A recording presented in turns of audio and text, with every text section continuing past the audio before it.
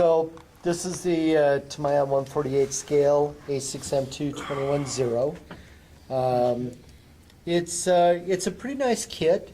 It's an older kit, so it had a little bit of flash to it.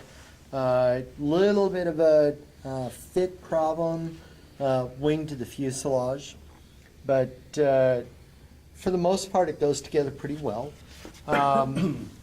I did a fair amount of work on the cockpit, the interior. It comes with a big block rising up off the cockpit floor that's supposed to represent the radios.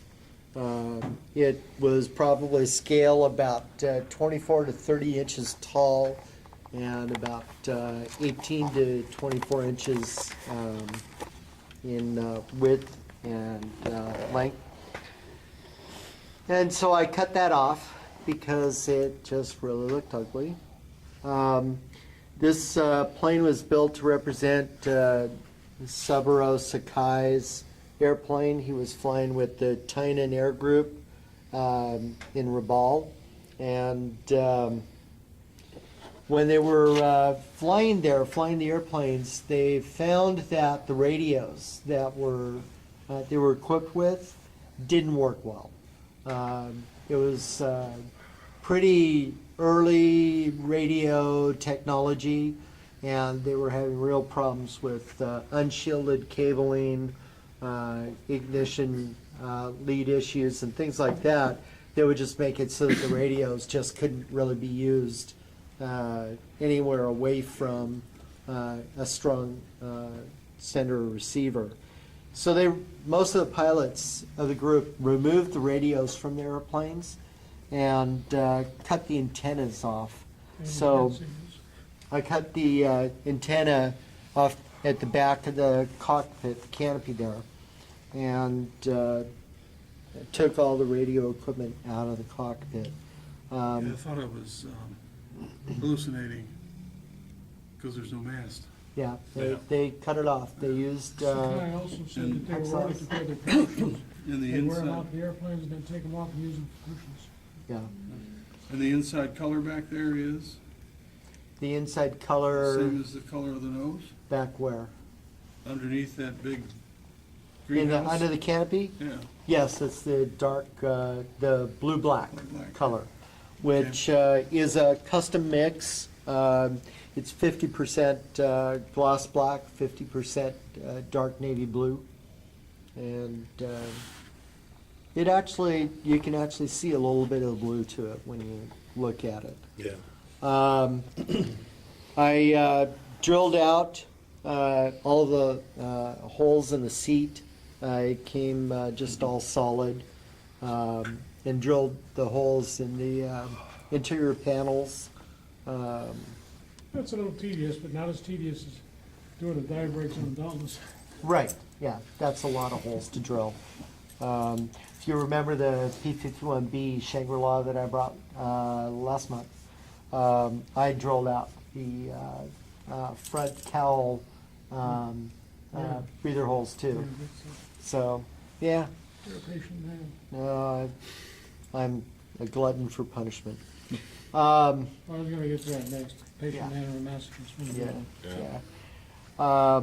I used the small Edward footer wedge kit for the interior, and it did a really nice job with the instrument panel. I was very happy with the way that turned out. Drilled the wings. Tamiya put the landing gear indicators on the wings. They were flat slabs coming up through the wing, about 1/8 of an inch wide and 1/16 of an inch thick. So I cut them off, drilled it out, and used styrene rod And that for same the landing gear vintage, indicators. Tamiya put out a nice A6M2N float. The roof is The roof, right. And they also put out a KI-84 that was quite nice. Yeah. At that time, and they did put a riding out too, I believe. Mm-hmm. Yep. They've got a pretty decent engine representation in there. I actually have a Fujimi A6M2 kit as well, which has a two-piece engine. It's got the front and back rows of cylinders. The Tamiya one, it's molded as a single piece, so the back is just kind of like half moon shaped cylinders for the back Looks good back in row, which yeah, it looks good from the front and does a pretty good I job. don't know. That's a good question. I didn't have landing gear problems with this one like I did with the Mustang. They survived pretty well. I That's realism. The early T-51s had landing gear problems. right, yeah. Yeah. And I finished it in That's why 15% of all ME-1 line models get thrown away. right, yeah. I finished it with Model Master enamels, and then did a dirty black wash over it. They did them in a semi-gloss finish, and it was still pretty early in the war, so it's not really weathered much. But decided to not get really exotic with that.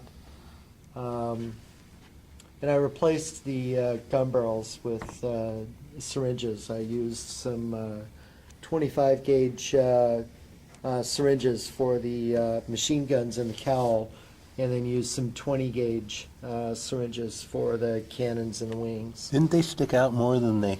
than what I, really? They were like that? Yep. Okay. They didn't stick out to the A6M5s. Right. Yeah, the A6M2. Yeah. A6M2s had And it's a squadron vacuum form canopy. So, and that's it. So what's the cowl painted in? I'm sorry? The cowl. The custom. Custom blue mix. black. Probably gloss It black. is black blue? Yeah, black blue. Now is the blue, is it flat or was it semi-glossed in? It was flat.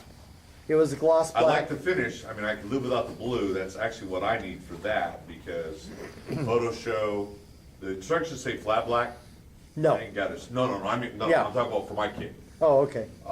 And there isn't a single photograph of those things in action, either with a training unit or combat unit, where they're flat black. No. And I don't wanna go buy a semi-gloss that I don't know what it's gonna turn out like, so that's what I was wondering. I like the finish you had, but Yeah. Yeah. I don't like using the blue Well, part. the finish I have is because I shot it with semi-gloss lacquer See, I thought about over doing top. Clear to the see it. brush There's- if I have to, but There's a Yeah. company in England that sells Japanese colors, wasn't worried about the color of it. and they got that. Yeah. Yeah, so it's 50% gloss black, 50% navy blue, and then I overshot it with the Who's your semi-gloss semi-gloss? clear. Testers, Model Master, Enamel? lacquer. Yeah, All right. that's all I got.